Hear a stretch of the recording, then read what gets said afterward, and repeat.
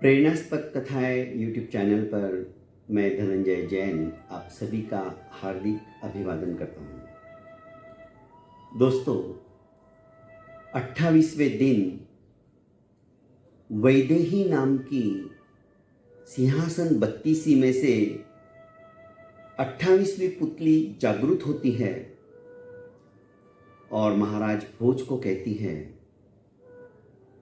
सशरीर स्वर्ग को देखकर आने वाले 5 पांडवों में से पहले एक युधिष्ठिर थे और दूसरे महाराज विक्रमादित्य थे। क्या इस तरह का पुण्य, इस तरह की साधना, इस तरह से भगवान के प्रति भी आपकी श्रद्धा, प्रतीति, आस्था महाराज भोज है क्या? यदि नहीं तो आप इस सिंहासन के ऊपर नहीं बैठ सकते। महाराज भोज को जिज्ञासा जागृत हो गई कि कैसे संभव है। वैदेही नाम की पुतली कहने लगी, सुनिए, एक बार महाराज विक्रमादित्य अपने सुख शैया के ऊपर निद्राधीन थे। ब्रह्म मुहूर्त के अंदर उन्होंने एक स्वप्न देखा। स्वर्णमय एक सुंदर बहुत बड़ा महल बना हुआ है। उस सोने के महल में रत्न, हीरे आदि जड़े हुए हैं।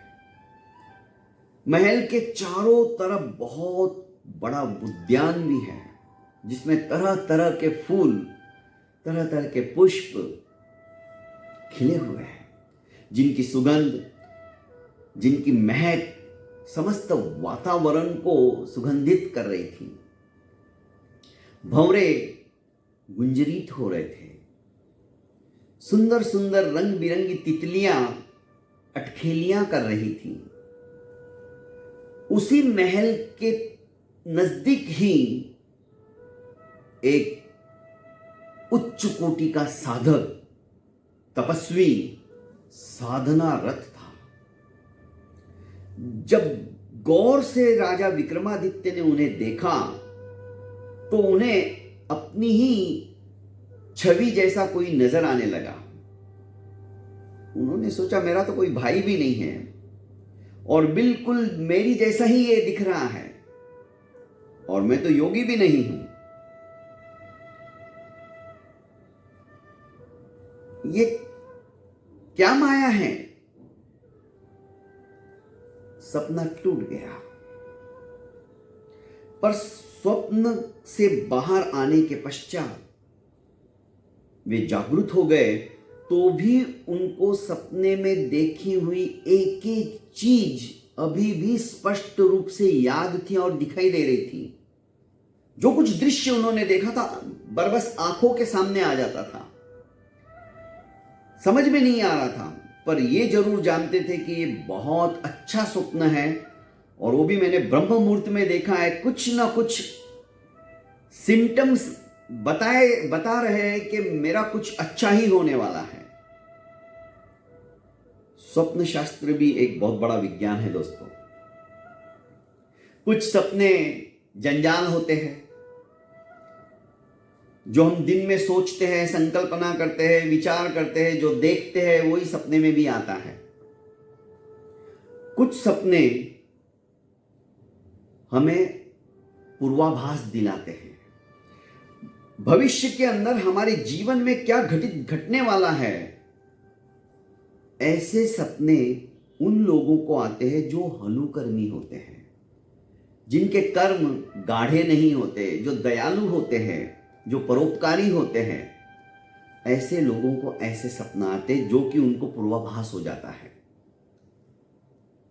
जो कुछ सपने में देखते हैं वो बताते हैं, उसका फल वही होता है जो उन्होंने देखा होता है। कुछ सपने उन महापुरुषों के होते हैं जिनको गर्भ के अंदर उनको आना होता है, जैसे मां त्रिशला, तीर्थंकरों की मां 14 सपना देखती हैं। पता चल जाता है कि कोई भव्य जीव मेरे उदर के अंदर आया है। कोई सज्जन व्यक्ति जब जन्म लेता है, उनकी मां को भी ऐसे ही सपने आते हैं। इसीलिए कहते हैं कि पूत के पैर पलने में ही दिखते हैं, वे ही कुछ इतिहास बनाते हैं। कुछ सपन ऐसे होते हैं दोस्तों कि वे वस्तु स्थिति को बयां करते हैं, पर उन लोगों को आते हैं जो कि निश्चल भावना से, निर्ममत्व भावना से, निष्काम भावना से, कोई कामना नहीं, कोई इच्छा नहीं, कोई अभिलाषा नहीं, समाज की सेवा करते हैं, देश की सेवा करते हैं, देश के लिए समर्पित होते हैं। जैसे कि महाराज विक्रमादित्य को स्वप्न आया, उन्होंने स्वर्ण का महल देखा, वो भी रत्न जटित। सोचने लगे ये महल तो मैंने कभी कल्पना भी नहीं की ऐसी, तो स्वप्न आने का सवाल ही नहीं आता, पर ये स्वप्न आया है वो भी ब्रह्म मुहूर्त में, तो इसका कुछ ना कुछ फल होना चाहिए।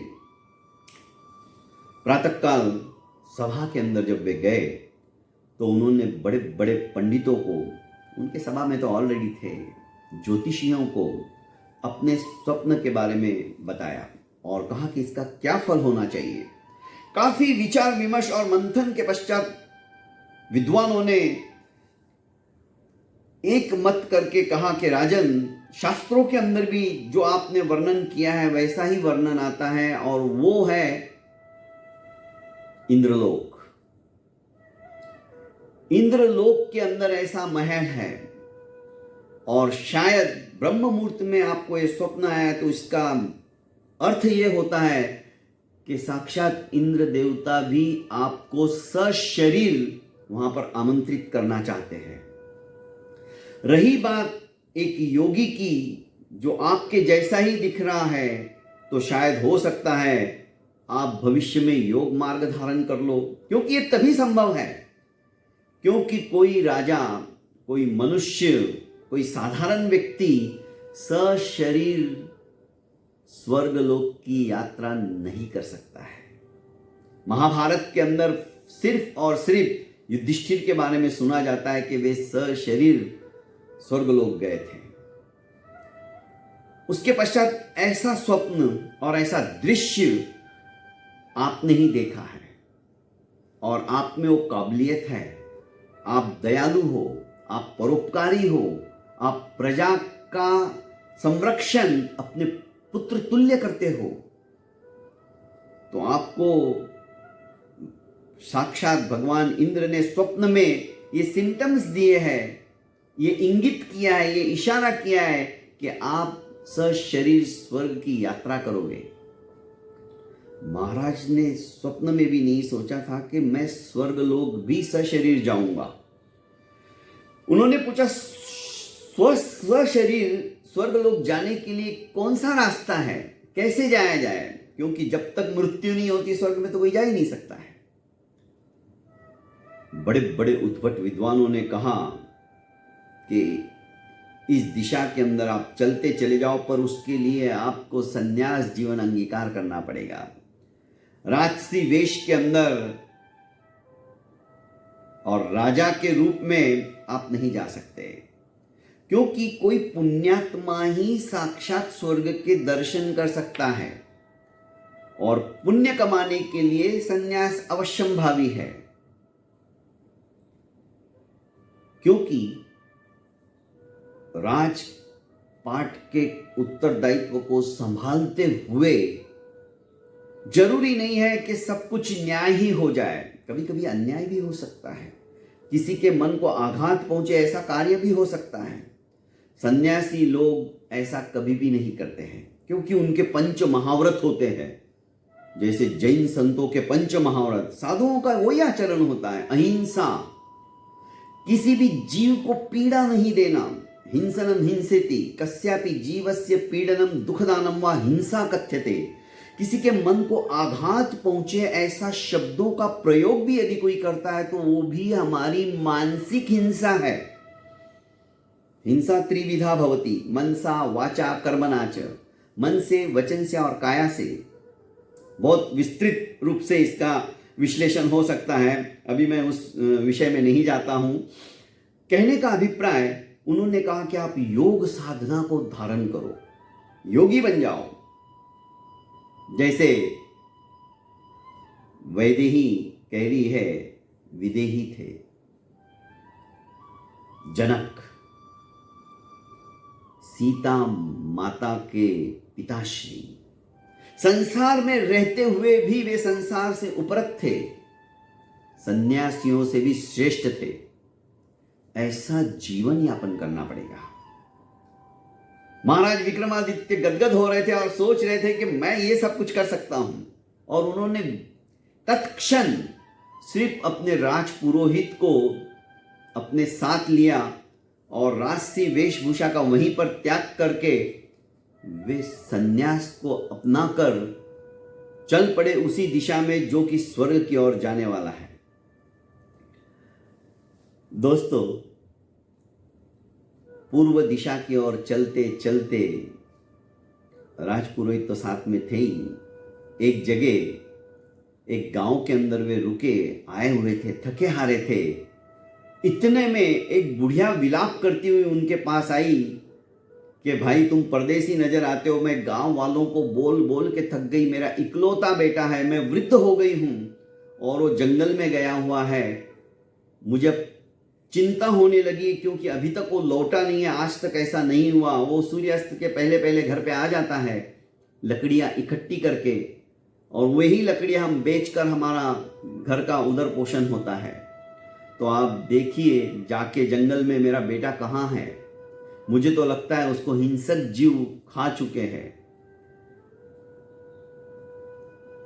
राजा विक्रमादित्य, जो कि अब साधारण वेश में थे, उन्होंने कहा कि माँ जी, आपका बेटा किसी कारणवश रुक गया होगा, विलंब हो रहा होगा, आ जाएगा, क्यों आप चिंता करती हो? कि नहीं, मैंने गांव के कतिपय लोगों को कहा पर कोई भी जाने को तैयार नहीं, और मैं स्वयं जर्जरित हो चुकी हूँ, वृद्ध हूँ, मेरे से इतने दूर जाया नहीं जाएगा, तो कृपया आप मेरी सहायता कीजिए।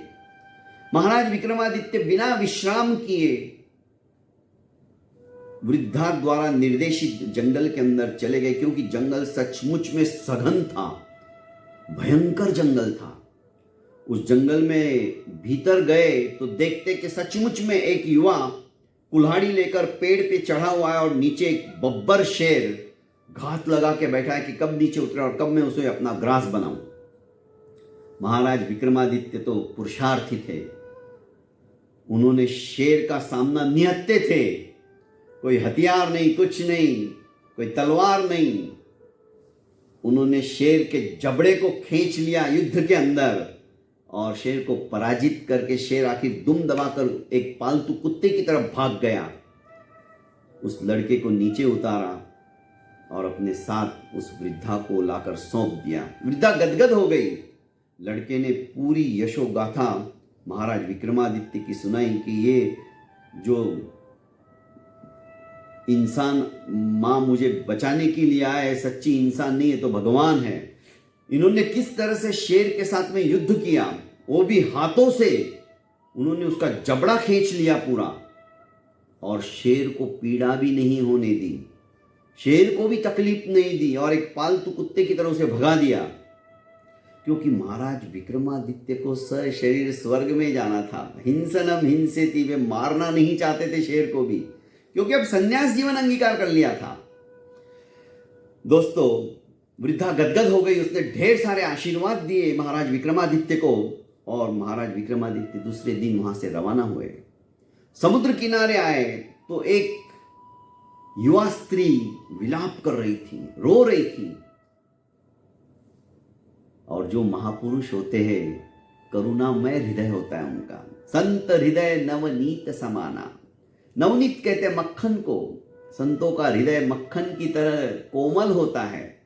ये तो संत बन चुके थे, महात्मा बन चुके थे। उन्होंने कहा कि बहन क्या बात है, क्यों रो रही हो, क्यों विलाप कर रही हो, क्या मैं जान सकता हूं? उस स्त्री ने कहा कि जो बड़ी जहाज है, मेरे पति इसके अंदर कर्मचारी का काम करते हैं, ये माल वाहतुक जहाज है और ये सारा माल लादा जा रहा है। पर मैंने आज रात को ही स्वप्न देखा कि जहाज जब समुद्र के बीच चला जाएगा तो भयंकर तूफान आएगा और जहाज के टुकड़े टुकड़े हो जाएंगे। जहाज में बैठे हुए सभी यात्री, सभी लोग, सभी कर्मचारी समाप्त हो जाएंगे। मेरे विवाह को सिर्फ 3 महीने हुए हैं। मेरे पेट के अंदर बच्चा है। मेरा पति चला गया।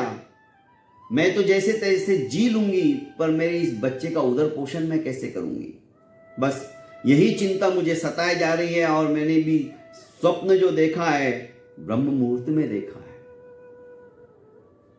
मैं अब कैसे समझाऊं? ये लोग मेरी बात मानने को तैयार नहीं है, और सचमुच में ऐसा हो गया तो मैं क्या करूंगी?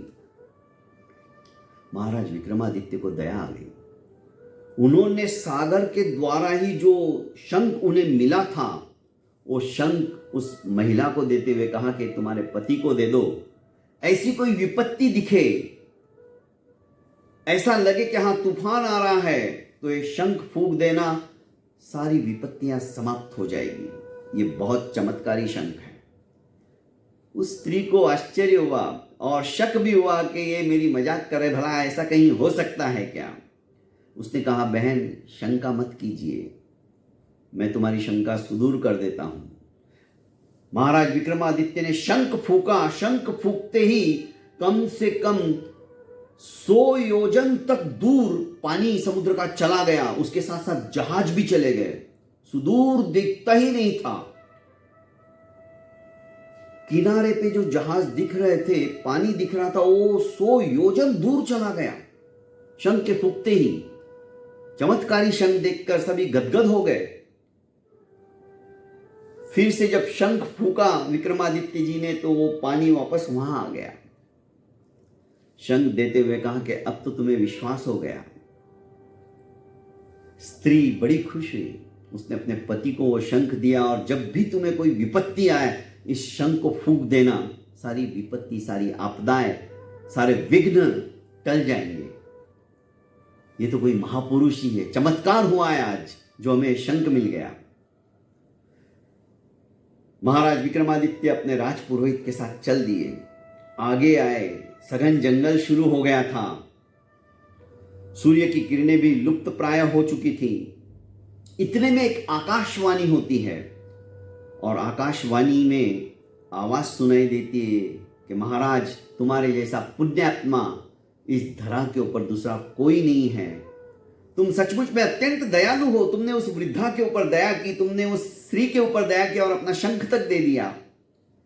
इसलिए भगवान इंद्र तुम्हारे लिए एक श्वेत अश्व भेज रहे हैं। उसके ऊपर समारूढ़ होकर तुम स्वर्ग की यात्रा कर सकते हो। अश्व तुम्हें लेने के लिए आ रहा है। महाराज विक्रमादित्य ने कहा, मैं अकेला नहीं हूं, मैं एकाकी नहीं हूं, मेरे साथ मेरे राजपुरोहित भी हैं, उनके लिए भी व्यवस्था की जाए। कितने परोपकारी। राजपुरोहित ने कहा कि महाराज, सशरीर मैं स्वर्ग में नहीं जाना चाहता हूं। आपकी दया रही, आपकी मेहरबानी रही, तो मैं मृत्यु के पश्चात जरूर स्वर्ग में जाने की कोशिश करूंगा, जाना चाहूंगा। अभी मुझे माफ कीजिए। इतने में एक श्वेत वर्ण का अश्व धरती पर उतरता है। महाराज जो कुछ अपने पास था वो भी राजपुरोहित को दे देते हैं। जो कि अनमोल चीजें उनको मिली थी, वे उनके साथ ही रहती थी। स्मरण करते जैसे शंख आ गया था, वैसी समस्त चीजें राजपुरोहित जी को दे देते हैं, और अश्व के ऊपर समारूढ़ हो जाते हैं। आज तक वैसे अश्व के ऊपर महाराज विक्रमादित्य नहीं बैठे थे।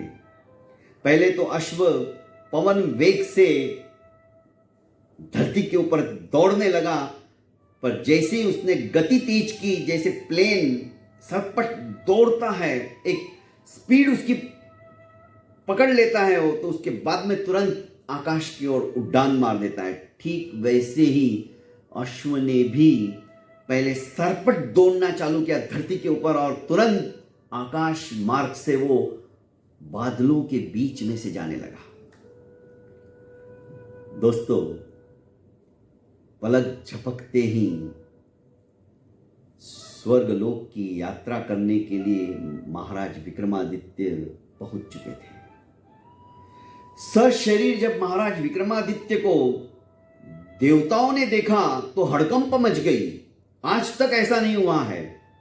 पर जैसे ही इंद्र का ध्यान विक्रमादित्य की तरफ गया तो वे स्वयं अपने सिंहासन से उठे और उनका स्वागत करने के लिए सामने पदचार करते हुए पैदल उनके समक्ष आने लगे।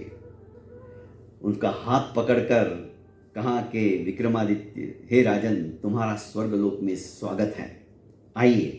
और अपने सिंहासन के ऊपर उन्हें बैठाने की कोशिश करने लगे तो महाराज विक्रमादित्य ने कहा कि नहीं, हे इंद्रदेव, मैं इस योग्य नहीं हूं। महाराज विक्रमादित्य की विनम्रता, उनका विचक्षण ज्ञान, उनकी परोपकारिता आदि सब देखकर इंद्रदेव गदगद हो गए थे। उन्होंने कहा कि कुछ दिन स्वर्गलोक में ही आप रहिए। स्वर्गलोक की सैर करवाई और जब जाने का समय आया तो इंद्रदेव ने अपना मुकुट महाराज विक्रमादित्य को भेंट स्वरूप दिया, उनके सर पे रखा कि जैसे स्वर्गलोक का राजा मैं हूं, वैसे अधिपत्य मृत्युलोक के तुम रहोगे, तुम्हारे जैसा भौम सम्राट कोई नहीं होगा। ये आशीर्वाद भी साथ में दिया और सशरीर वापस उनको धरती पर भेज दिया। दोस्तों, कहानी पूर्ण करते हुए वैदेही ने कहा कि महाराज विक्रमादित्य एक अद्भुत थे। उन्होंने कहा कि राजन, अभी तुम्हारा योग लेने का समय नहीं है। तुम संसार के अंदर एक अलग ही कीर्तिमान स्थापित करोगे। फिर से तुम राज सिंहासन के ऊपर बैठ जाइए। और राजा विक्रमादित्य फिर से राजपाट संभालने लगे। ऐसे थे महाराज विक्रमादित्य। महाराज भोज गदगद हो गए।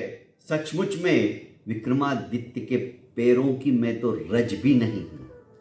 अब 29वें दिन फिर से एक नई पुतली जागृत होगी दोस्तों, और किस तरह से महाराज विक्रमादित्य की वो कौन सी कहानी सुनाएगी, ये तो सुनने के पश्चात ही पता चलेगा।